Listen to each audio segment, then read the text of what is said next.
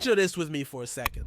Not necessarily something that's happening this year, but something you can see forming on the horizon. A vision of a post-LeBron Lakers team built around Luka Doncic and DeAndre Ayton, surrounded by long, athletic switchable wings who can defend, run the floor, and hit enough shots to keep defenses honest. It's not a dream. It's a blueprint. It's a direction. And honestly, it's starting to look real. Now imagine Luka at the helm controlling the offense like a maestro with his passing vision, that unique blend of craft and strength, and his ability to score from basically anywhere on the floor. And right there with him, DeAndre Ayton, a big who even on a struggling Portland team last season was one of the most efficient pick-and-roll finishers in the league. And that was without a real playmaker feeding him the ball.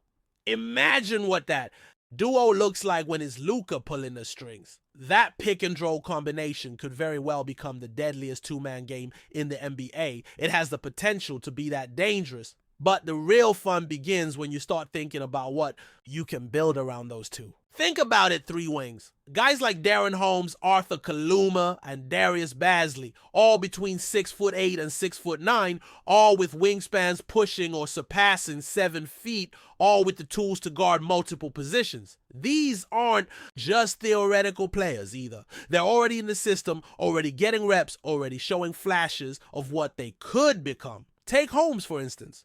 He's a guy who had first-round projections on a lot of draft boards, but fell because of things like age or minor injuries. Teams love the 18 or 19-year-old upside guys, and Holmes being 21 made some executives pause. But talent, it's there.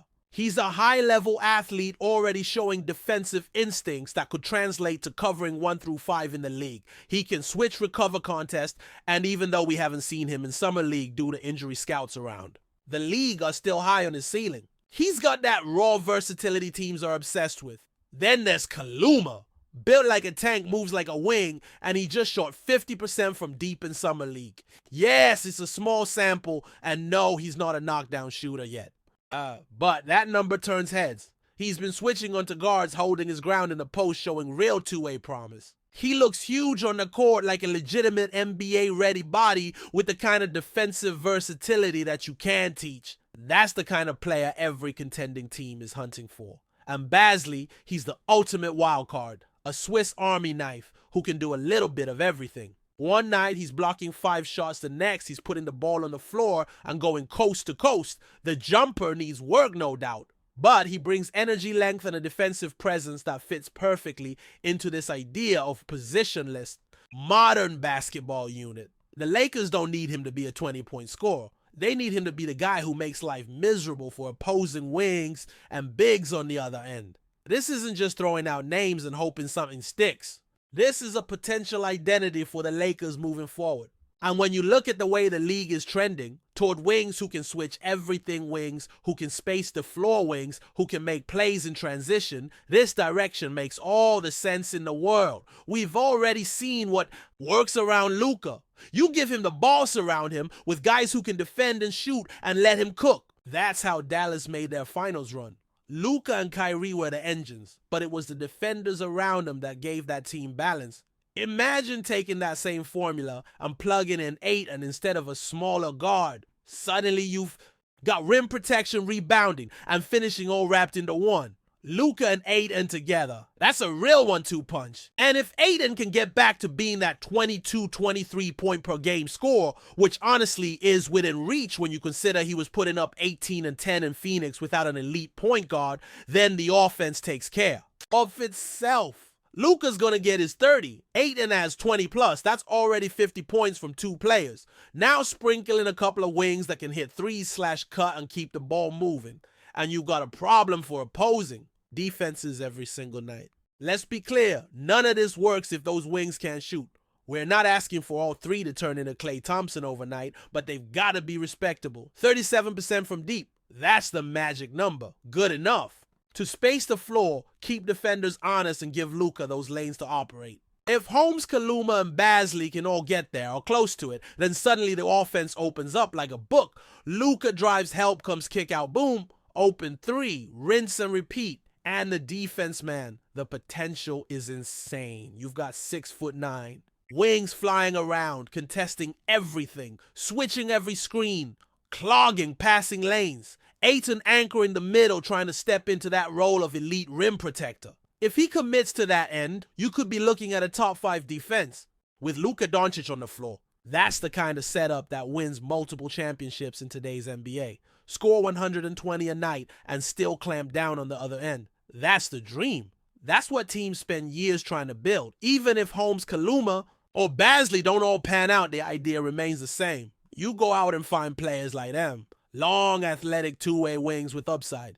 Players that fit into that mold of what works next to a superstar like Luka. And it doesn't have to be a perfect fit on day one. Development is part of the plan. You bring them in young, get them in the system, coach them up, let them grow next. To your franchise guy. That's how dynasties are built. Not by overpaying aging vets. By betting on the right young talent and watching them flourish in the right system. And I know what some people are thinking. But Luka's the only real creator in that starting 5. And yeah, that's mostly true. But when you've got 3 wings who can all take guys off the dribble, even if they're not elite shot creators, it eases the load. You don't need another Luka out there. You need guys who can attack closeouts, make smart reads, and keep the ball moving. You don't want isolation after isolation. You want flow. You want motion. And if even one of those wings turns into a guy who can reliably create his own shot, think like an Andrew Wiggins or even a Jaylen Brown, then it all clicks. The truth is Luka's going to generate 70 points of offense every night just by doing what he does. 30 points scored, 30 or 40 more created through assists and gravity. You don't need to surround him with other stars. You need fit.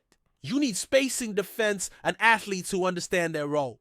That's what makes this whole vision so appealing. And Ayton, man, if he locks in, you might have the most balanced inside-outside duo in the league. We've seen what he can do when he's motivated. If playing alongside Luka brings out that fire again, we're talking about a guy who could average 23 and 11 with strong defensive impact.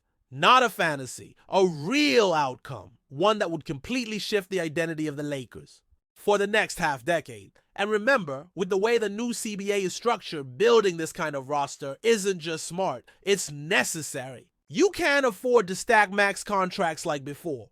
You need foundational pieces that are cost-effective, young, and ready to contribute in meaningful ways. That's what makes the pursuit of wings like Holmes, Kaluma, and Basley so intriguing. You're not just chasing upside, you're building something sustainable. So yeah, maybe it's not those exact 3 names who define this new era. Maybe it's other players who emerge. But the mold is clear. Luka and Ayton as your offensive core and a trio of long switchable wings who can defend, shoot, and fill in the gaps. That's the Lakers' next great team waiting to happen. And if the development tracks the right way, if they buy and stay healthy and find their rhythm together, watch out.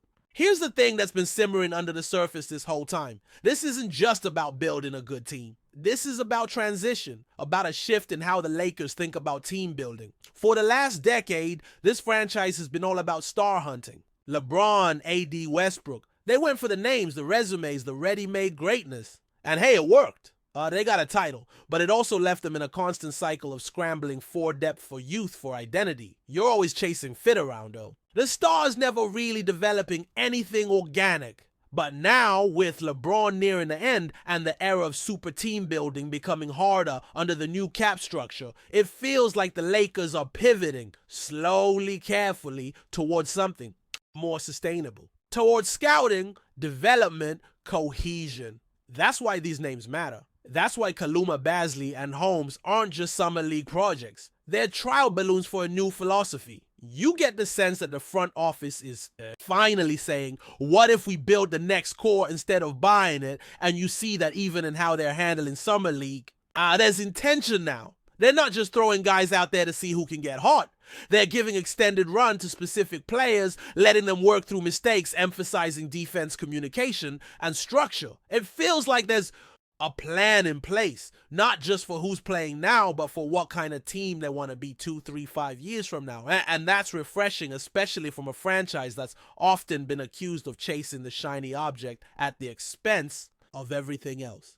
Because the reality is Luka's not going to be 25 forever. You get maybe 5 or 6 more years of his absolute prime. If you're the Lakers, you can't waste that window doing patchwork roster jobs every summer. You need continuity. You need identity. You need guys who grow with him, who know his tendencies, who can play off his strengths without having to relearn the playbook every 6 months. That's where this group comes in. Basley, for instance, is the kind of player who needs reps trust and a defined role.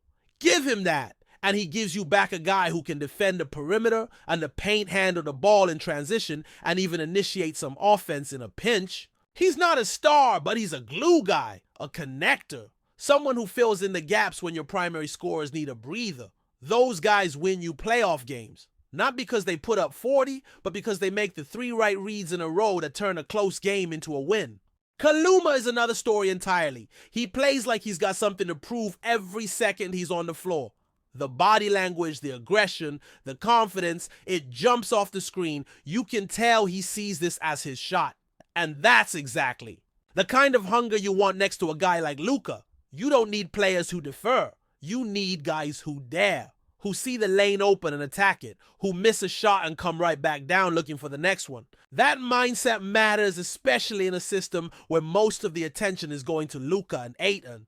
The wings need to play with force, with purpose, with freedom. And Kaluma looks ready for that moment. Then there's Holmes, the most intriguing of the 3 in terms of upside. He might not have the athletic burst of Kaluma or the defensive instincts of Basley, but he's got a great feel for the game. He's calm poised and has that rare mix of patience and explosiveness in the paint, even when he's not scoring you. Notice him, the way he moves, the way he reads the game. He's a chess player out there and he hasn't even hit his stride yet. With the right coaching, he could become that high IQ defensive anchor who also gives you solid minutes as a stretch 5 or a backup 4. He's not a cornerstone, but he's a winning piece. What makes this even more exciting is the flexibility. It offers the Lakers moving forward. If you build around Luka and Ayton with guys on rookie deals or low-cost contracts, you suddenly unlock options. You can keep your books clean. You can retain cap flexibility. You can absorb the right kind of veteran when the opportunity arises. Someone who complements the core instead of shifting the whole structure. That's the difference between a team that's reactive and one that's proactive. Between chasing trades and making teams call you. And look, nobody's saying this is a finished product. These guys are still developing. There are going to be rough nights. Nights when the shots don't fall. Nights when turnovers pile up and defensive rotations get missed. But that's the cost of growth. That's the cost of committing to a plan instead of looking for shortcuts. The upside, though, it's massive. And the best part is this isn't a long shot. It's logical. It fits the trends of the league. It fits the CBA environment. And most importantly, it fits Luka. Because everything has to fit Luka. He's the gravitational force. The guy who's going to win you games even when the rest of the team is off. The guy who walks onto the floor and immediately gives you a top 10 offense no matter who's around him. That kind of player is rare. And when you get one, your only job is to build the right kind of ecosystem around him. Not to force another star into the mix, not to chase names, just to get the fit right. That's why the Ayton piece is so fascinating. It's the perfect bridge between star power and system fit. Ayton's not a guy who demands the ball 20 times a night, but he's also not a role player. He exists in that sweet spot, the zone where he can give you 20 and 10 efficiently without disrupting the flow of the offense. And when engaged, he can be a monster on the glass and a real deterrent at the rim. He just needs the right environment, the right motivator. And Luka might be the perfect one for him. See, Luka's not just a great player, he's a connector. Guys love playing with him because he rewards effort. If you sprint the floor, you'll get the ball. If you set a good screen, he'll find you. If you space correctly, he'll create the opening. That kind of trust builds chemistry. And chemistry is what turns potential into reality. Ayton didn't have that in Phoenix after the finals run. He didn't have that in Portland. But next to Luka, he could rediscover the joy of the game. And when that happens, his ceiling goes way up. And defensively, that pairing could be elite. Luka isn't an elite on-ball defender, but he's smart and sturdy. And when you put real length around him, he doesn't have to be. The wings can take on the tough assignments. Ayton can clean up the mistakes. Luka can focus on quarterbacking the offense without being exposed on the other end. It's about building a system that supports him without overloading him. That's how you keep a superstar happy and healthy. This is the long game, not just for Luka, but for the franchise. Because once LeBron walks away, and let's be honest, we're not far from that, the Lakers need a new face, a new identity, a new purpose, and Luka gives you that. He gives you a reason for the banners to keep coming, but he can't do it alone. That's where these wings come in. That's where Ayton comes in. That's where the next chapter starts. And it doesn't have to be a championship next year. That's not what this is about. It's about the build, the foundation, the belief that this can work. Not just as a one-off, but as a sustainable model. A model that prioritizes fit flexibility and development without sacrificing competitiveness. That's how dynasties are made. Not by swinging for the fences every summer, but by making the right base hits year after year after year. If you give this core time, reps, and support, it can grow into something special, something that brings the Lakers back to the top, not just for a season, but for a decade. And maybe, just maybe, you look back in a few years and realize that a turning point wasn't a blockbuster trade or a marquee signing. It was three young wings, a smart pick-and-roll big, and a Slovenian genius who made everyone better, piece by piece, possession by possession. Before we continue, we ask that you leave a like and subscribe to the channel so you won't miss any exclusive Lakers updates. Moving on. Whispers are stirring across the NBA landscape, with Los Angeles Lakers fans buzzing about a tantalizing possibility. Could Michael Porter Jr. be the latest addition to the Lakers roster? Rumors have begun to circulate, suggesting that the Lakers are eyeing Porter Jr., a young forward known for his scoring prowess and length as a key piece to bolster their lineup. While nothing has been officially confirmed, sources close to the team hint that talks are underway, sparking excitement and speculation among fans and analysts alike.